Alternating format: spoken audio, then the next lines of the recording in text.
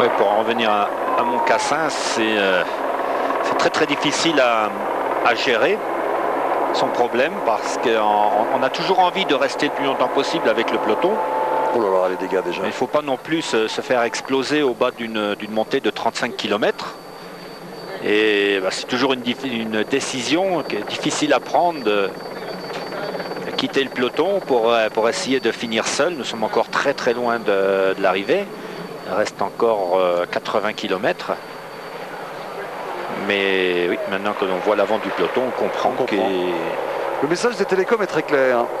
Hier, certains grands adversaires de Ullrich ou Wyss ont été en difficulté. Eh bien, les télécoms ont décidé d'éliminer, entre guillemets, bien sûr, ces adversaires, Olano, Jalabert et les autres, et de tester une fois encore les Festina, que l'on ne voit pas pour l'instant en tête de ce peloton. Richard Virenque est peut-être, je dis bien peut-être, dans un jour un peu moins bon. Est-ce que c'est la sensation des télécoms qui se sont dit on va durcir la course pour éliminer d'autres adversaires? Attention à la formidable machine de l'équipe allemande des télécoms qui semble décider à durcir la course. Ça ne rigole pas. Vous avez vu qu'immédiatement l'avance des deux hommes de tête a diminué.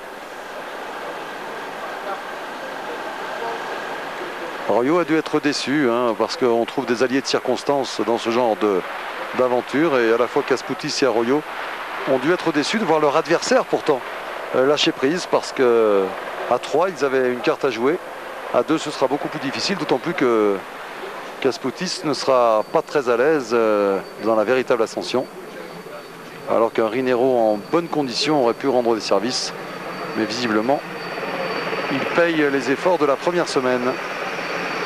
Il y a 3, c'est plus encourageant. Le peloton semble avoir un peu coupé, puisque vous voyez en bas de l'écran les attardés qui reviennent. Ce sont des indices là qui nous permettent de voir. Il y a 2 indices. D'abord le peloton qui occupe toute la largeur de la route, qui n'est pas en file indienne, et puis des coureurs qui sont légèrement attardés, comme Frédéric Moncassin, et qui parviennent donc à la faveur de ce ralentissement à reprendre leur place dans le peloton. Et généralement ça donne un bon coup de morale de se retrouver à nouveau dans le paquet.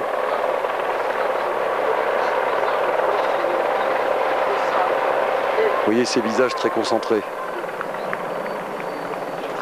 Il y a eu un ordre, par qui a-t-il été donné, mais... Jean-Paul, une info à l'arrière. Oui, à l'arrière, eh bien, Laurent Brochard vient de s'arrêter. Sa roue arrière, et en particulier la roue libre, donnait des signes de défaillance. Il vient d'être dépanné par son directeur sportif, Bruno Roussel. Alors que donc Moncassin, je l'ai signalé, en difficulté, et Anti également de la mutuelle de Seine-et-Marne, tandis que Plancard tout à l'heure, en difficulté, est revenu dans le peloton. Voilà pour les dernières informations de l'arrière. Merci Jean-Paul. Neil Stephens pour les Festina en tête du groupe.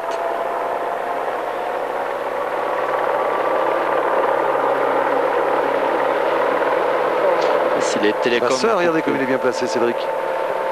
Depuis le début de l'étape, on l'a vu très souvent, il fait très bien il remplit très bien son rôle de leader, qui est de toujours rester aux avant-postes.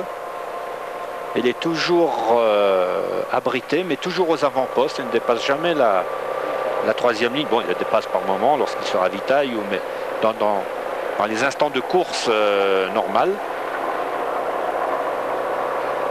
Il est toujours en 2e ligne, 3e ligne maximum.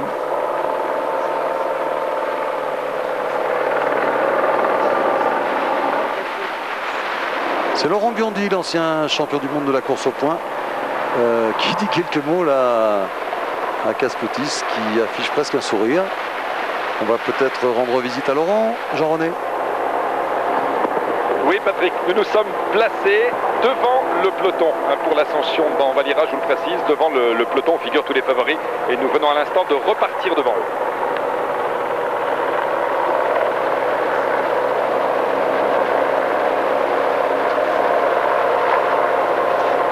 L'attitude des télécoms a complètement changé. Tout à l'heure, ils ont donné un grand coup d'accélérateur et puis maintenant, ils se sont arrêtés.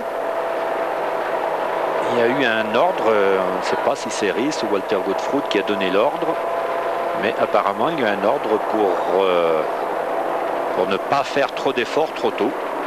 Alors que les coéquipiers d'Arroyo, de l'équipe Big Mat, se montrent en tête de ce peloton pour tenter de contrôler un peu et de favoriser l'échappée, la fugue du Mexicain de l'équipe, Miguel Arroyo.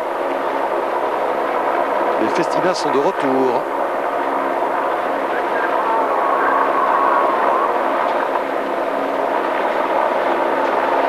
Si vous êtes avec nous depuis 9h20 ce matin, vous avez peut-être eu la sensation qu'il n'y a pas eu beaucoup d'offensives, mais tous les kilomètres comptent. Et c'est vrai que ces coureurs ont quand même déjà 170 km dans les jambes alors qu'ils n'ont pas engagé les principales difficultés. Et même à une allure qui n'est pas trop soutenue, on peut dire que «